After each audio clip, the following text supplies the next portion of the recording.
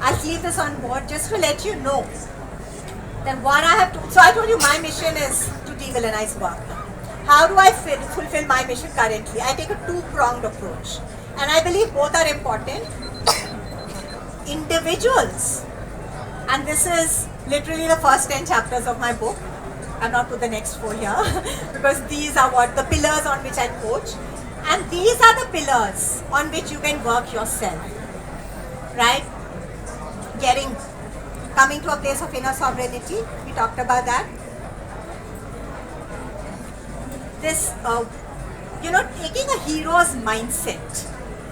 Why is a hero's mindset important? Because I didn't have it earlier in my thing. It's that whole blaming, why are they doing this, why are they doing this, why is there no red carpet, why you think of any hero, true hero. Do they always have only successes? They have failures. Do they have challenges? Take it from mythology, take it from Avengers, do they always have red carpet, everyone is saying, go, go, man, everyone in their life is a cheerleader? No! Then why should it be like that in ours? You can stop complaining and say, we are also a hero in our life. There will be people, I will have my share of obstacles, I'll have my share of failures, I'll have my share of mentors, I'll have my share of supporters, I'll have my share of challenges, and through all of that I will keep walking, right? So that is the hero's mindset.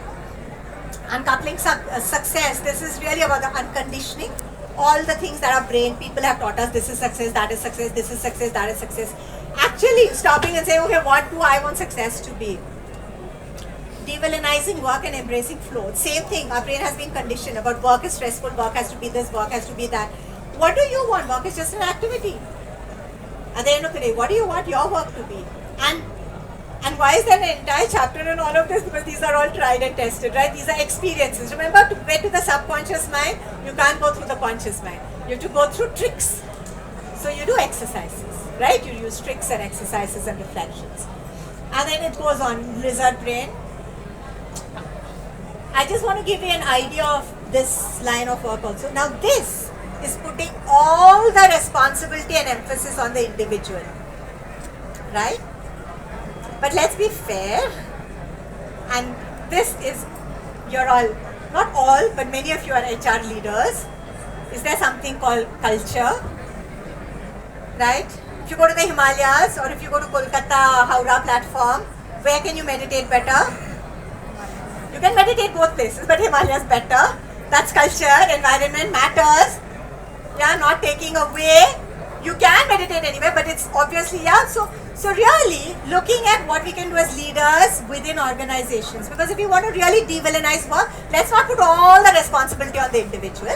वो जितना भी hero बन जाए, let's also make it a environment where lots of heroes can grow and flourish together and make money for your organization. I get it, I'm a capitalist. Yeah, there's nothing wrong, make the money. But let's make it in a way where people can thrive at the same time.